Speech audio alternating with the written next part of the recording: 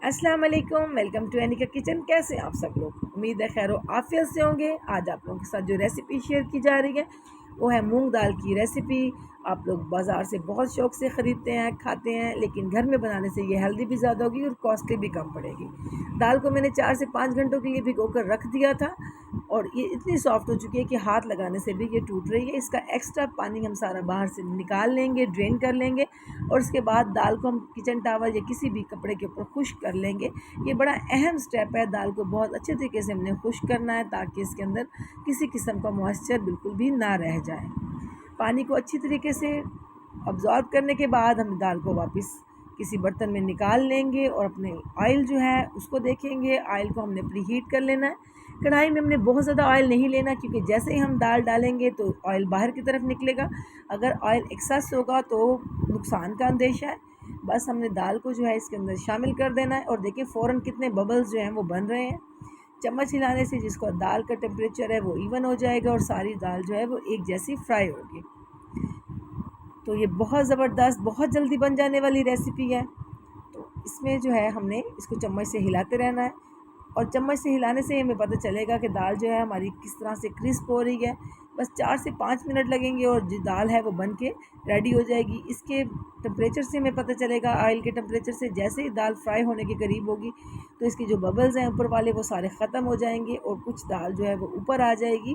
तो हमें पता चल जाएगा कि हमारी दाल जो है बन चुकी है। आप इस तरह से चम्मच में देखें, आपको महसूस होगा कि ये कुरकुरी हो रही है।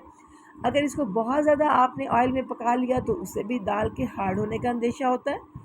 तो जी बस अब आपको पता चल रहा है कि दाल पे बबल्स जो है वो कम हो रहे हैं और दाल जो है ऊपर की तरफ आ रही है। तो इसका मतलब है कि ये तकरीबन ऑलमोस्ट डन हो चुकी है। अब हमने क्या करना है कि अपनी छलनी लेनी है और उसमें हमने सारी दाल जो है अपनी वो निकाल लेनी है। बस बहुत ज़बरदस्त कलर आ चुका है। इस तरह अगर हम इसको कलर देंगे या दाल को फ्राई करेंगे तो दाल हार्ड हो जाएगी। हमने छलनी लेनी है और अपना सारा जो दाल है उसको हमने निकाल लेना है। उसके बाद हम इसको टिश्यू पेपर के ऊपर इसका एक्स्ट्रा ऑयल जो है वो निकाल लेंगे ताकि हेल्थ पॉइंट ऑफ व्यू से ये बहुत ज़रूरी है। इसके अंदर मैंने बहुत ज़्यादा मसाला जात जो है वो स्पाइसेस नहीं डाले, सिर्फ नमक हम इसके अंदर ऐड करेंगे। अगर आप लोग चाहें तो चिकन पाउडर भी शामिल कर सकते हैं, लेकिन मैंने यहाँ पर सिर्फ हाफ़ टी स्पून के करीब नमक शामिल किया। 4 से 5 मिनट इसका कुकिंग टाइम है, उसके पहले भिगोकर आप लोगों ने रख देना है। और ये कितनी ज़बरदस्त मज़ेदार, बिल्कुल जिस तरह से आप बाज़ार में पैकेट से दाल लेते हैं वैसी ही दाल आपकी बन के रेडी है। इससे पहले मैं आप लोगों के साथ चना दाल की भी रेसिपी शेयर कर चुकी हूँ जिसका बड़ा ज़बरदस्त फीडबैक आया, काफ़ी लोगों ने बनाई। और इसी तरह से ये मूंग दाल भी बहुत मज़े की बनती है, बहुत जल्दी बन जाने वाली रेसिपी है। आप लोगों को ये रेसिपी कैसे लगी इसके बारे में भी मुझे ज़रूर बताइएगा।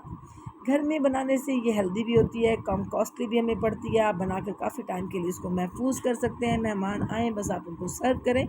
चैनल को सब्सक्राइब कीजिएगा, दुआ में याद रखिएगा। अल्लाह हाफिज़।